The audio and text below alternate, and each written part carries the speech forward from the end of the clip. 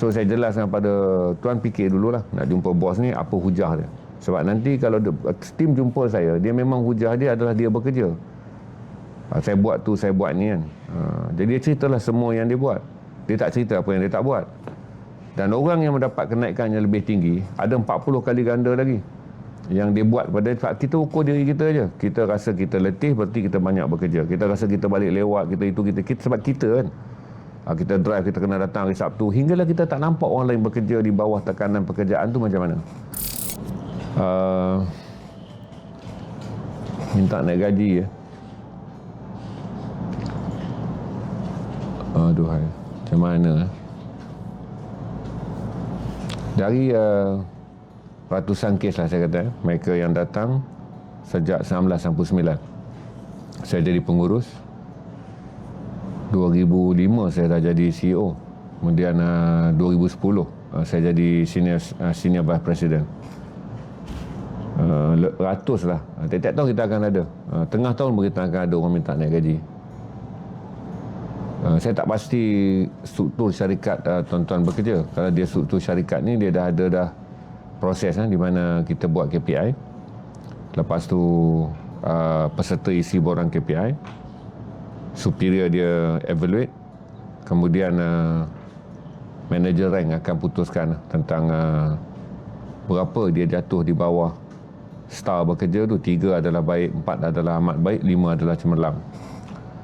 Kemudian Exco atau ahli lembaga penggarah akan mula memutuskan kenaikan gaji mengikut kedudukan laporan KPI tuan-tuan. Kalau mereka bersetuju secara asasnya 7% untuk mereka yang dapat 5% untuk mereka yang mendapat 4%, 4% untuk mereka dapat 3%, tetapi 3% secara purata kepada mana-mana orang yang layak mendapati kenaikan gaji, kecuali mereka yang mungkin ada beberapa kesalahan yang kemudiannya ada upaya syarikat untuk arahan tahan gaji. Ini kalau big corporate lah. Dan sepanjang 6 saya kerja tu, kebanyakan listed company dan satu lagi terikat dengan KPI. Banyak select ni sangat subjektif lah. Di Malaysia ni ada 5% je orang yang membuat keputusan KPI. Ada 95% orang yang di KPI kan. Jadi kita yang di KPI kan ni sentiasa lah kata select, kata apa sebab kita tak puas hati kan. Tapi tak ada sistem yang boleh menjadikan semua orang berpuas hati. Tak semua sistem yang boleh jadikan orang berpuas hati. Saya pernah diberi KPI 5 oleh bos saya, tapi kemudian saya minta jadikan 4. Sebab saya kata satu adalah bagi menjaga sasiah saya dengan rakan-rakan GM yang lain. Jadi saya pernah 2 kali 2011 dan 2012, kerana saya pioneer. Bila saya pioneer start bertiga stesen ni, jadi CEO saya sentiasa melihat saya sebagai pioneer. Jadi bila pioneer ni, dia adalah sentimen mulakan dulu dengan Zainal. Office pun tak ada, menumpang kat bangunan Felda. Lepas tu menumpang ni barulah bangunan stesen naik. Jadi saya faham sentimen bos saya. Tapi oleh kerana tahun-tahun tersebut bos saya mengalami kesukaran untuk membina pasukan kerja, maka dia kena menghapuskan rasa sentimen kepada saya sebagai pioneer, 3 orang yang pertama. Kerana kita ada GM lain yang masuk kemudian. Saya jumpa bos saya in person. Beritahu pada bos saya bila yang bagus adalah 4. Sebab saya tahu kata Datuk hargai saya kerana saya adalah pioneer. Tapi saya kata Datuk akan ada masalah kerana sekarang bukan saya dengan Ustaz saja yang jadi tim Datuk.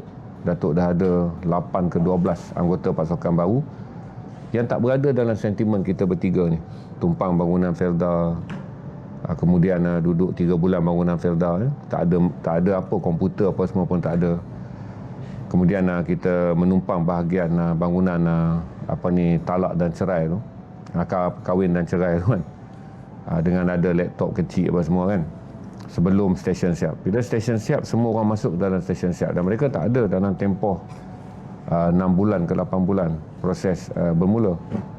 Jadi bos saya setujulah turun KPI saya daripada 5 kepada 4. Saya pun tak nak ada 5 tu dapat lebihan 1% gaji.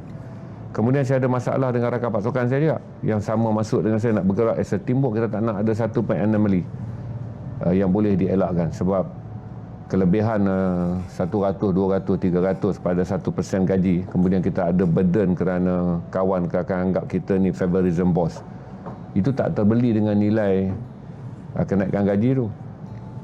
Sebab saya lalui daripada bawah. Bila saya naik pangkat daripada bawah pun saya tahu perasaan orang yang berada di bawah apabila mereka menerima kenaikan biasa, rakan mereka menaiki dan mendapat kenaikan luar biasa. Sebab saya start daripada eksekutif, non-eksekutif pergi eksekutif pergi sini, eksekutif sampailah atas. Dalam tempoh 11 tahun saya merangkak kejayaan saya daripada non-exec ke eksekutif, ke CEO lah, sampai ke syarikat listed. Jadi minta naik gaji ni, tuan-tuan kena buat pertimbangan, katalah proses KPI dah berlaku, ya, kena akur lah pada proses KPI. Okey. Baiklah, saya bagi analisis. Mungkin tak tepat. Dan ni masalah ni bila saya keluarkan konten macam ni, tuan-tuan akan baca dia sebagai satu pandangan nyata yang mutlak. Tak, saya bagi pandangan saya je. Mostly yang selalu datang minta adalah kerana beban hidup yang mereka lalui. Saya jumpa setahun ni, saya tak bagilah dia keluar macam tu aja. Jadi beban hidup yang dilalui ini adalah kerana kos beban yang telah mereka lalui. Berarti dia ada komitmen kereta, komitmen apa. Jadi komitmen ni menyerap dalam fikiran dia, turun kepada unconscious dia. Menyerap dalam fikiran, turun dalam unconscious dia. Dia dah terbeban. Bila turun pada unconscious dia, ego akan menyembunyikan masalah sebenar. Yang ini kita mempunyai beban kewangan kerana beberapa ketidakteraturan kita dalam menguruskan kewangan. Tapi unconscious ni sembunyi kerana ego, alter ego kita. Dia akan menyuarakan bahawa kita tak dapat naik gaji ni kerana syarikat bayar kita sikit, tak berbaloi dengan kerja kita. Kerana kepenatan dan beban kos hidup yang kita pilih. Dan beban dan kos hidup kita pilih ni masuk ke dalam dunia fikiran kita dan bersembunyi di bawah unconscious, iaitu arus bawah sedar.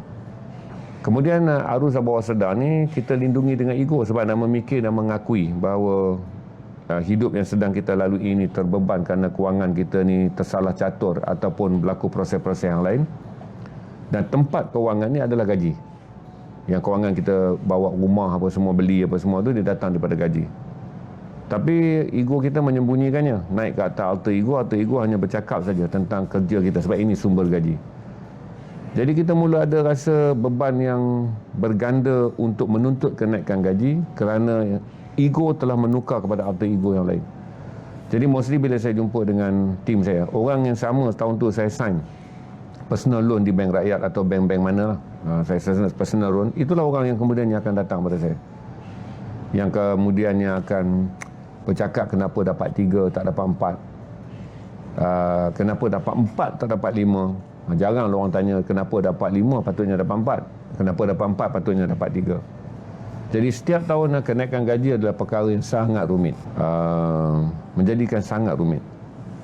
So saya jelaskan pada tuan, fikir dululah nak jumpa bos ni apa hujah dia. Sebab nanti kalau tim jumpa saya, dia memang hujah dia adalah dia bekerja. Saya buat tu, saya buat ni kan. Jadi dia ceritalah semua yang dia buat. Dia tak cerita apa yang dia tak buat. Dan orang yang mendapat kenaikan yang lebih tinggi, ada 40 kali ganda lagi yang dia buat pada kita ukur diri kita aja. Kita rasa kita letih, berarti kita banyak bekerja. Kita rasa kita balik lewat, kita sebab kita kan. Kita drive, kita kena datang hari Sabtu. Hinggalah kita tak nampak orang lain bekerja di bawah tekanan pekerjaan tu macam mana. Menjadikan kayu ukur kita adalah kita bekerja. Dan kayu ukur kita adalah beban kewangan yang kita harung. Kadang-kadang kita akan buat banyak kesilapan dalam menuntut kenaikan gaji. Yang selalu saya bagi tahu kata, structure kembali kewangan anda. Structure kembali, tapi tak nak orang lah nak strukturkan kewangan sebab bila kita berkehendak, kita akan dapatkan. Bila kita dapatkan, baru kita rasa dia punya beban. Berkehendak yang sebentar, dapatkan tu jadi loan 7 tahun, jadi 9 tahun. Kerana berkehendak tu kita rasa boleh. Tapi bila kita dah komit dengan berkehendak, bebannya kita rasa tak boleh. Jadi banyaklah benda ni menyerap masuk sekali perbincangan financial, perbincangan tentang kenaikan gaji. Tak berlaku lagi secara profesional tentang prestasi yang sepatut saya nilai dengan tepat. Dia datang tentang komitmen kewangan dia. Saya kerja teruk gini, saya ada anak saya nak masuk sekolah tahun ni. Jadi rumit untuk kita menggunakan aspek kebajikan dalam perbincangan kenaikan gaji yang diikat oleh kayu ukur pekerjaan profesional. Bos boleh tak buat timbang tara, tapi itu bukan kayu ukur profesional. Timbang tara ni saya pun pernah buat juga beberapa timbang tara. Bila kita ukur, katalah kita sediakan hanya 400 ke 600 ribu kenaikan gaji bagi salary tahunan yang kita bayar 3 juta kepada penjawat kita tahunan. Jadi kita dah bayar 3 juta, 3 juta sebulan kepada penjawat kita. Adalah lebihan-lebihan, kita bolehlah buat pertimbangan. Last kali tu kita kena penuhi pertimbangan tersebut, maka kita review. Jadi ada review yang relevan lah, kita ambil kira untuk bolehkan kenaikan. Jadi tuan tengok dululah kedudukan dia tu, sebab saya kata tadi kunci kayu ukur yang pertama, apakah masalah yang sebenar yang disembunyikan oleh ego kita adalah masalah burden yang kita bina sendiri kerana komitmen kewangan. Oleh kerana burden komitmen kewangan ni luas, dia datang daripada kehidupan yang luas. Kita nak beli tu, kita nak beli ni. Lepas tu bila nak dapatkan kawalan atas burden kewangan ni, dia datang pada laluan yang sempit, jatuh gaji. Maka burden ni menekan kita, menjadikan bila kita pergi berbual dengan dan berbicara tentang bos kita, kita tak jadi membincangkan tentang pekerjaan kita, kita mengungkit pekerjaan kita. Bila mengungkit, dia dah jadikan sesi diskusi tu dah sour dah, sebab dia dah tak nampak realistik dah. Saya buat itu, saya buat ini. Kita push bos kita untuk menghargai kita. Kita push bos kita seolah-olah seorang yang rabun, yang tak dapat melihat kita ni lah orang yang paling layak mendapat gaji. Kerana tekanan berhujah datang daripada beban yang ditanggung. Maka hujah tu jadi tak cerdik. Hujah tu menjadikan bos kita rasa dah berada di luar konteks dia untuk membuat pertimbangan di atas hujah-hujah yang sedemikian rupa. Itu saya kata fikir dululah. Saya jawab soalan yang dipin. Saya terfikir dululah sebab awak tanya itu je, tapi generiknya daripada pengalaman saya kerja ni 30 tahun sampai sekarang pun saya urus gaji orang yang bekerja dengan saya. Saya fikir dalam bab dulu.